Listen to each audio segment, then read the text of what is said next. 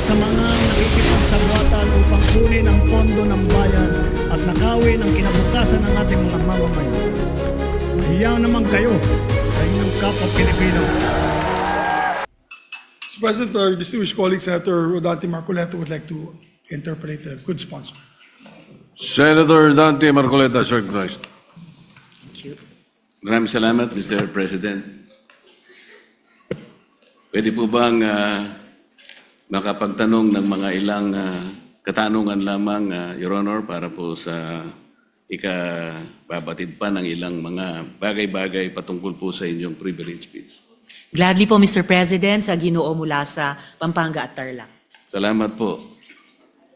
Nung nakaraang linggo po, Mr. President, ako po ay inimbitahan ng bagong ambassador ng China doon po sa kanilang embassy na parang residente rin dito sa Makati. Ako naman po ay nagpaunlak sapagkat ipinadala po nila yung invitation sa akin. Isa po sa napag-usapan namin, Mr. President, ay kung paano po natin talaga magawa ng paraan na mawala po yung pag-iiringan, pag-aawayan at sana ay ma-stabilize po natin, ma-de-escalate po yung nangyayari po sa ngayon sa pagitan ng ating dalawang bansa. Ang sabi ko po sa kanya, Mr. President, ganun din po ang pakay ng aming bansa. Sino naman kako ang papayag naman na sa araw-araw kako na ginawa ng Diyos sa atin ay puro na lang kaguluhan ang nakikita. Hindi magiging pabor sa atin at sa ating mamamayan. Ang sabi po niya sa akin, Mr. President, na ito po ay gusto ko rin ibahagi sa ating Honorable Risa Ontiveros, Senator Ontiveros, ay yung kanilang kagustuhan talaga maisantabi natin. Yung dispute ngayon. Ang sabi ko sa kanya, bakit kasi nakikita natin yung mga barko ninyo, kung minsan binubomba ninyo ng tubig yung mga ilang mangingisda namin o kaya yung nagre-resupply ng aming provision sa Ayungin Shoal. Hindi ba natin may iwasan yun? Sabi kong gano'n sa kanya. Alam mo, sabi niya, Mr. President, nung panahon ng dating Pangulo, ginawa na natin yun. We have a relative peace nung panahon na yun. Ang problema sa ngayon ay, maski ikaw, makikita mo naman, binanggit niya po yung nangyari sa ginawa yata ng spokesman o spokesperson ng Coast Guard. At ng Task Force West Philippine Sea. So yun po, na Mabuting Ginoo. sana naman ay pakaiwasan din natin yung gano'n sapagkat kung negative naman yung nakikita rin namin, hindi na naman po pwedeng hindi naman kami sumagot sapagkat ang ginawa naman nila ay they depicted our president in a very negative manner. Tatlong cartoons yun na siyempre Pangulo namin yun, hindi naman pwedeng hindi namin sansalain o sabihin man lang sa inyong pamahalaan, huwag naman ganito. Siguro, ang itatanong ko po sa inyo, Your Honor, si Ginoong Tariela po ba ang ating opisyal na tagapagsalita kung pag-uusapan ay ang relasyon ng ating bansa sa ibang mga bansa, particular na yung China? Salamat, Mr. President, at sa mabuting Ginoo mula sa Pampanga at Tarlac. Sa pagkakaalam ko po, Mr. President, si Commodore Tariela ay spokesperson ng Task Force West Philippine Sea na binuo po batay sa polisiya ng buong gobyerno natin ng whole of government approach sa ganitong kahalagang usapin ng foreign policy. At dala po niya yung updated na dokumentasyon ng ating mga kung may positibo at unfortunately mas maraming negatibong mga engagements ng gobyerno ng China sa ating karagatan, lalo na yung paghaharas po sa mga barko at mga ibang vessels ng Philippine Navy at Philippine Coast Guard, yung pagkait po sa ating mga mangingisda ng access sa kanilang kabuhayan sa traditional na fishing grounds natin, yung pag-i-interest din po nila sa ating mga gas and oil reserves sa ilalim ng ating karagatan.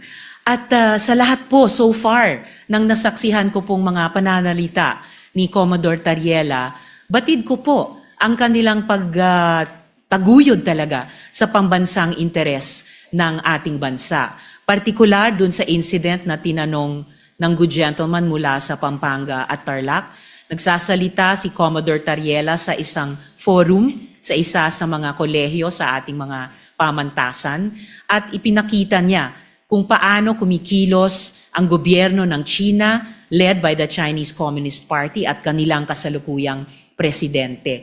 Kung pagpapakita lamang po ng visuals para gawing mas dramatic o graphic para sa mga estudyante, aba po, matagal na pong nanguna ang gobyerno ng China sa ating bansa at sa ating gobyerno, pati po sa iba't ibang mga opisyal ng ating gobyerno.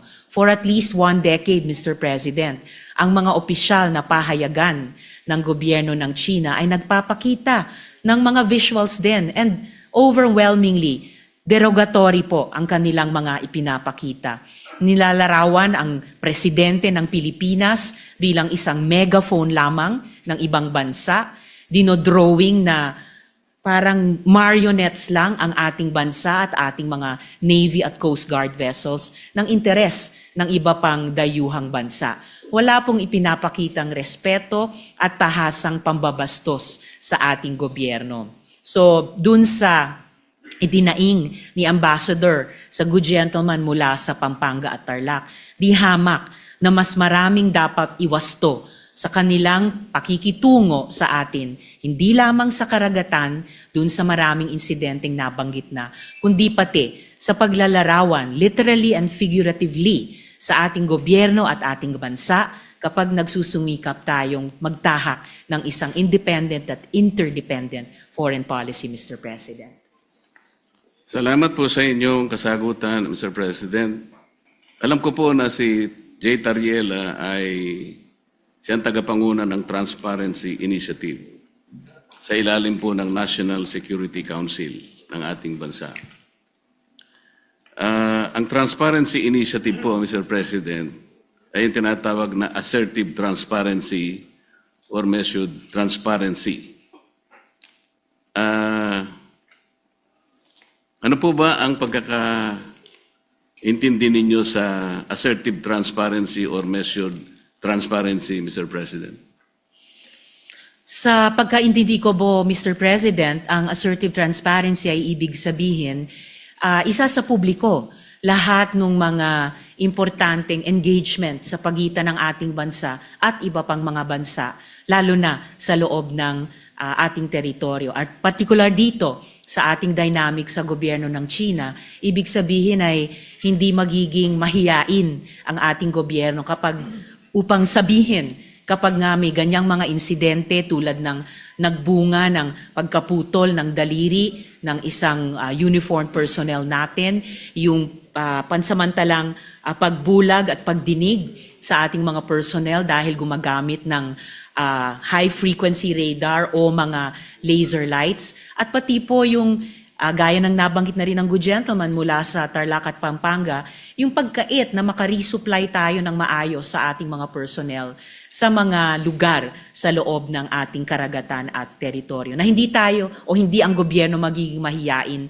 sabihin ito sa ating publiko at pati sa regional at international community. Bilang mga bagay na lubos na ikinababahala at nais iwasto ng ating gobyerno, whether ang lehislatura o ang executive, Mr. President.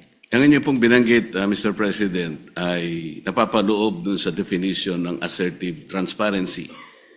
Ngunit kung inyo pong isasaalang-alang, Mr. President, yung assertive transparency, ito po yung merong strategic objective na sa bawat balita na ating isa sa publiko o ipapaalam sa ating mga kababayan, ay kinakailangan meron tayong kaparaanan para sa ganun ay matiyak natin na ang ating paglalahad o pagbibigay ng impormasyon sa publiko ay hindi magiging cause ng panic o kaya ay maaring ma-misinterpret ng publiko. Ibig sabihin, meron pong kaakibat na responsibilidad na maiwasan natin ang hindi pagkakaunawaan. Kasi pag nagkaroon po ng misinterpretation, lalo pong lalala ang isang maliit na problema. Yun nga ang nangyayari po sa atin ngayon, Mr. President, papalaki ng papalaki. Siguro kung pakakaiwasan pa natin yung mga bagay-bagay, lalong-lalo na sa pagsasalita ni spokesperson Tariela, imbes na po siguro papaliit ang ating problema, baka lalong lumalaki. May kasabihan po kasi tayo, Mr. President, na ang pagkakamali ay hindi may tutuwid ng isa pang pagkakamali. Maaring sabihin natin, may mali ang China. Ngunit, kung halimbawa sa kanyang paghahayag ng mga bagay-bagay na maaring malaman ng publiko tungkol sa mga inaakala nating pagkakamali o ginagawa nilang mali sa West Philippine Sea, siguro yun ay paalam natin sa paraan na hindi tayo makakagawa siguro ng lalo pang mas malaking pagkakamali na katulad po ng ginawa niya. Kailangan po bang gumamit pa siya ng mga cartoon caricatures para ipakita niya ang Pangulo ng China sa isang negative at isang nakakahiyang mga pamamaraan. Alam po ninyo, Mr. President, dito sa ating tinatawag na West Philippine Sea na kinukuwenta nga nila yan, ito'y halos equivalent ng ating exclusive economic zone. Mas marami pa pong features ang Vietnam na okupado kaysa sa China.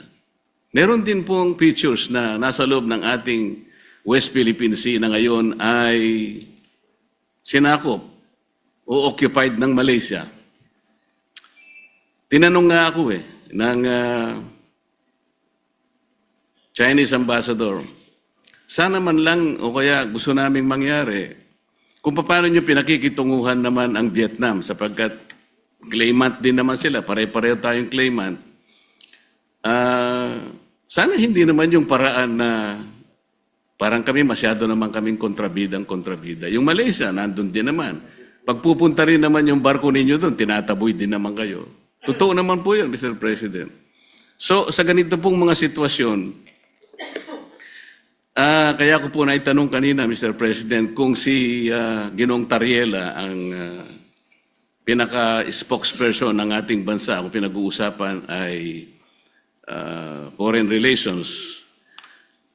Kasi po, ito po, sa sarili po niyang statement,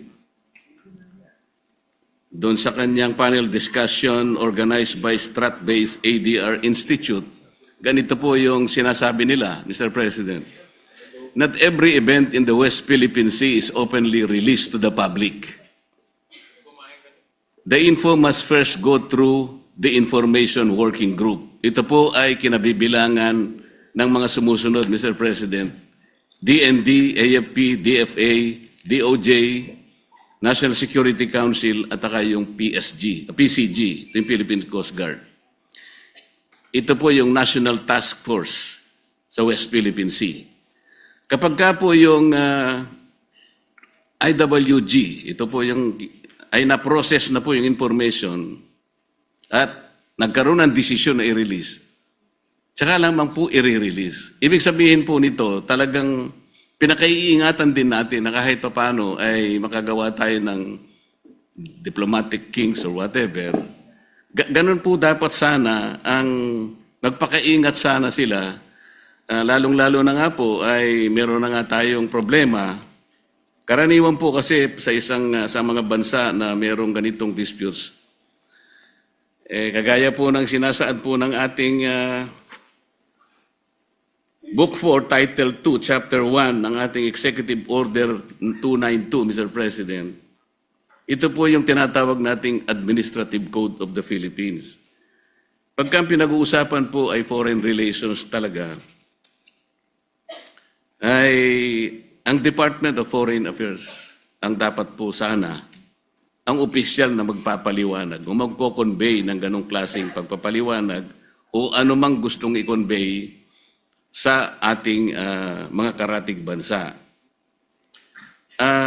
Ginoong Pangulo, Masasabi po ba natin na si Ginoong Tariela ay nakikipag-coordinate sa bawat salitang bibitawan niya sa publiko, lalong-lalo na yung sinasabi niya na kailangan informahan ng public? Kiniklear po niya kaya ito sa Department of Foreign Affairs, gayong ito ang official organ ng ating pamahalaan, para sa ganun ay maiwasan po natin ang lalo pang pagkakamali?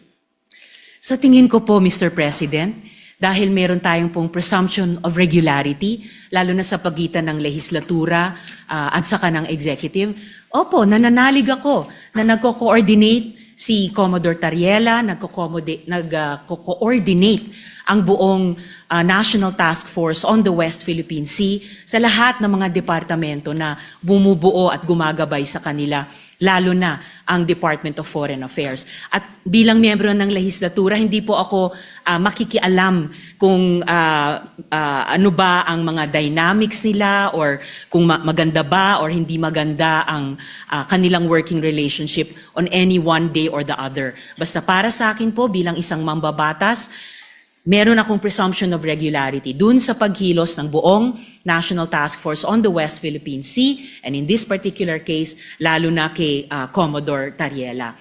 And i-shift po natin o lakihan po natin yung magnifying glass na meron po tayo ngayon. Ang problema po ay hindi kay Commodore Tariela. Ang problema talaga ay sa kondukta ng Chinese government sa kasalukuyang dynamics. Kung sumasakit ang loob nila dahil ayon sa kanila masyado naman silang kontrabida, I'm sorry, in this particular case, sila talaga ang pinaka-kontrabida. Hindi po nila pwedeng sabihin na mas marami namang ino-occupy ang Vietnam, may mga kasalanan din ng Malaysia. Opo, alam natin may iba't ibang claimant country sa buong South China Sea at yung iba ay kumbaga karibal din natin sa mga claims natin bilang Pilipinas. Pero hindi naman ina-attack ng Vietnamese Navy ang Navy at Coast Guard natin. Hindi naman dinedenay ng Malaysia ang mga mangingisdang Pilipino makapangisda sa sarili po nating karagatan. At I beg to disagree, Mr. President, with all due respect sa Ginoo mula sa Pampanga at Tarlac. Ang pinag-uusapan po natin at ang pinagmumulan nitong mga malalim na pagkabahala natin, hindi po ito maliit na problema. Napakalaking problema po nito. Isa sa malaking problema natin sa ngayon. At ayaw nating magpanik, ayaw nating mag-misinterpret. Pero saan ba nagsisimula ang maaring ikatakot? Saan ba nagsisimula ang hindi lang maaring, kundi nagigit talagang pagmumulan ng hindi pagkakaintindi? Yun po, in largest part, dahil sa kondukta ng Chinese government laban sa atin, lalo na sa karagatan, at ngayon, gaya po ng nabanggit ko kanina, pati na po sa internet, na kumbaga, sila nga ay nagiging problematic sa atin, gusto man natin pareho na lutasin ito, pero bukod sa ginagawa nila sa atin sa ating laot, sa Navy, Coast Guard, mga mangingisda, sa ating buong sambayanan, gusto pa nila patahimikin kapag may mga pinuno ng gobyerno sa executive man o dito po sa legislature na magrereklamo. Ang tawag ko po dyan, Mr. President, sa ugali ng Chinese government, gaslighting. Sila na nga ang gumagawa ng mali, mamasamain pa nila kapag pinuna ng ating panig, ng ating gobyerno, tayo pa ang may kasalanan at sila pa ngayon ang biktima. Classic gaslighting behavior po yun. Napaka negative na psychology yan kung sa individual na tao po or kung sa interpersonal na mga relasyon. And dapat wag gagawin yan, wag gagamitin yung ganyang cheap tactic nila, lalo na po sa foreign relations. Lalo na kung totoong gusto nilang lutasin natin ng maayos ang hindi maliit, kundi napakalaking problema nito, Mr. President. Mr. President, sa tanong ko po kanina kung ikinukonsulta ni Ginoong Tariela sa DFA ang kanyang mga ginagawa at pagpapahayag sa publiko, at ang sinagot po ay siguro naman po maaari sapagkat yung pong presumption of regularity Alam po ninyo, nakausap ko ang mismo ang Secretary of the Department of Foreign Affairs. Hindi po siya nakikipagkonsulta. Sa totoo lang, sa tansya ko po, nung nag-uusap kami, ayaw din po ng DFA yung ginagawa ni Ginoong Tariela. Nahihirapan nga po sila. Yun ang pagkakasabi sa akin. Dahil imbes na makatulong sa kanilang gawain at sa kanilang responsibilidad na panatilihin natin yung gawin ba nating kahit na medyo mahirap. Ang sabi ko nga sa Chinese Ambassador, Mr. President, alam kong mahirap ang kalagayan natin. Pero kung papayag ka na ikaw baka ako naniniwala na pwede tayong magsimula na ang lahat ng isipin natin, lahat ng gawin natin ay mga bagay na pwede nating pagkaintindihan. Pwede tayong magkasundo. Doon tayo mauna. Iyon ba naniniwala ka? Naniniwala po sila, Mr. President. Kapag nagsimula tayo sa mga bagay na pwede nating pagkasunduan, halimbawa, sabi ko, yun na lamang ka akong mga isda. Alam ko, ako, ang isda. Walang may-ari niyan. Common yan eh. Yan pwede nating pag-umpisahan sa pamagitan ng traditional fishing rights. Sapagkat yung prinsipyo niyan, sabi kong ganyan, although it is covered by international law, hindi ka ako pinag-uusapan dyan ng teritoryo. Kasi kapag ka ang pag-uusapan, napunta na sa teritoryo, problematic na eh. Pero pag-usapan muna natin ang mga isda. Sabi ko sa kanya, Sir President, nagawa ninyo sa Vietnam, nagkaroon kayo ng gulo dyan. Pero bakit nyo nagawa? Nagkaroon kayo ng agreement na partisyon nyo ang isang sukat ng karagatan doon sa Tonkin Gulf sa Vietnam. Nakagawa rin kayo ng ganyang klaseng pag-uusap at kontrata sa pagitan ng inyong bansa at ng Vietnam. Tungkol sa isda rin. At kahit may ang labanan ninyo sa pagitan ng, ng Japan at ang bansa ninyo, nagawa nyo rin sa Japan. Ibig ko sabihin, meron 3 pangyayari dito sa panig ng ating mundo na nagawa nating ayusin kahit isda lang ang pinag-umpisahan natin. Hindi ba natin pwedeng gawin dito sa ating bansa? Sabi niya, pwede. Kaya lang, pakaiwasan naman natin itong ganito kasi, sabi niya. Kami naman nakahanda naman kami. At alam ko, Mr. President, nabasa ko sa dyaryo kaninang umaga, 17 yata sa ating mga fishermen ang kanilang sinalba. Mga bagay na pwede naman nating pasalamatin din sila. Kasi po kung ako po, ayoko din ang ginagawa nila. At sinabi ko rin naman sa kanya ng harapan. Bilang Pilipino, sabi ko, masakit naman ka kung makita ko yung aming mga mangisda na talagang kinakanyon yun ng tubig.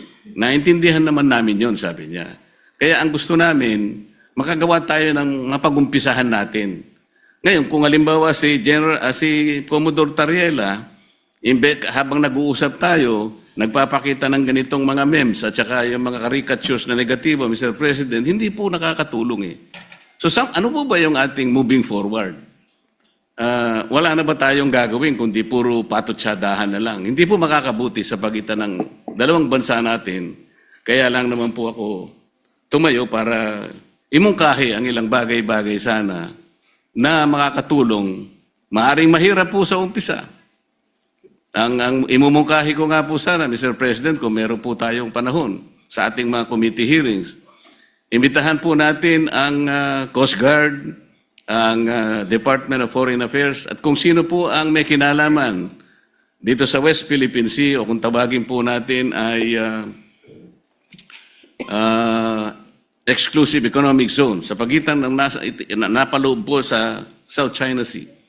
Para po yung komplikasyon po dito na napakarami, kasi yung batas po natin at yung ating administrative issuance na nangyari sa mga nakarang araw at yung mga ginawa nating batas kamakailan lang, hindi ko nagkakamali 2024, hindi po consistent talaga eh. Lilitaw po meron tayong mga bansa, meron po tayong mga features na inoccupy natin. Labas po sa ating exclusive economic zone. Ipakikita po natin yun. Kasi kung wala tayong masusing pag-aaral, nababanggit ko nga po kung minsan, Mr. President, hanggang ngayon, wala po talagang malinaw na coordinates kung ano ba talaga ang pinaka-area ng ating West Philippine Sea o Exclusive Economic Zone. Siguro magsimula po tayo doon kasi yung iba, misinformation na po yung lumalabas eh.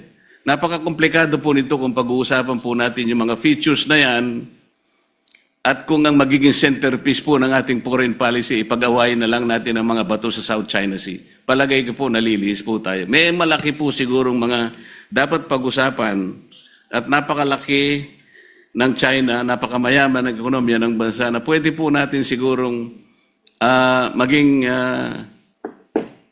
siguro kakampi sa mga darating pong mga panahon kung maisasantabi po natin ang mga sigalot na namamayani sa ating bansa. Maraming salamat po, Mr. President. Maraming salamat po sa ating Senator Risa sa pagkakataong ibinigay po sa inyong lingkod. Salamat po. Salamat po, Mr. President, at sa mabuting Ginoo mula sa Pampanga and Tarlac. Pwede ba nating maging kakapi ang China?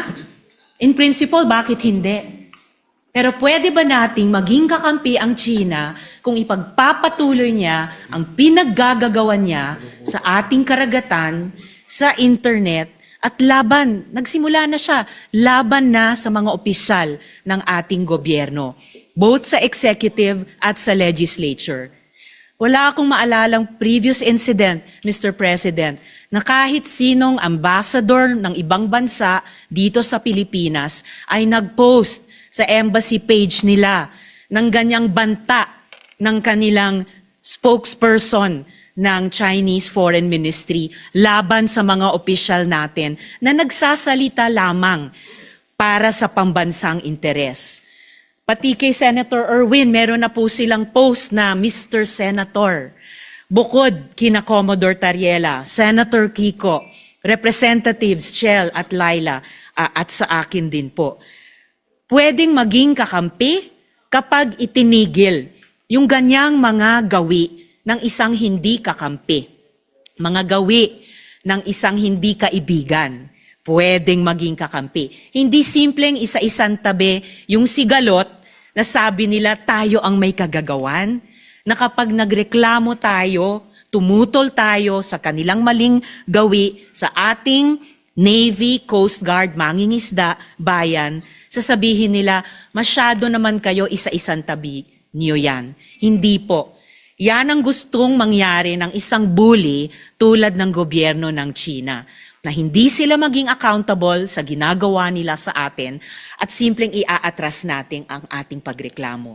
Wala pong bully, whether sa playground o sa rehiyon o sa mundo, na nagrespeto sa binubuli niya, liban kung tumindig ang binubuli niya. At yan po ang ginagawa ng ating bayan, yan po ang ginagawa ng ating mga opisyal na ngayon nilalait-lait po ng Chinese government at ng embahada pa nila dito.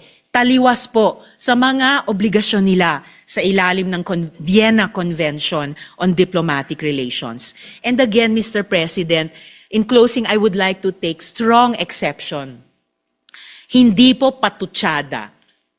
Hindi po patutsada ang ginagawa ni Commodore Tariela. Hindi po patutsada ang ginagawa ni na Senator Kiko, Senator Erwin, Representative Chel, Representative Laila, ako at dumadami pang mga Pilipino. Hindi po patutsada lang yan, Mr. President. Yan po ay seryoso at marubdob at sa kaso ni Commodore Tariela matagal nang pagtutol sa maling pagtrato sa atin ng ibang gobyerno at pagtaguyod po sa interes ng ating bayan. So, maraming salamat po, Mr. President, at salamat muli sa mabuting Ginoo mula sa Pampanga at Tarlac. At naway, narinig po pati ng ating lahat ng ating mga kababayan na patuloy po tayo maging mapagmatsyag at malinaw ang mga tenga at isip natin kapag nakakasaga po tayo at mukhang palawak ng palawak at patindi ng patindi ang ganyang disinformation o tahasang pagbabaluktot ng Chinese government o embahada nila dito sa Pilipinas sa mga totoong nangyari. Dahil saan po tayo magbabatay sa conflict resolution at saan po tayo babatay sa tunay na pagkakaibigan kung sakali, kung hindi sa katotohanan at katotohanan lamang. Salamat po, Mr. President.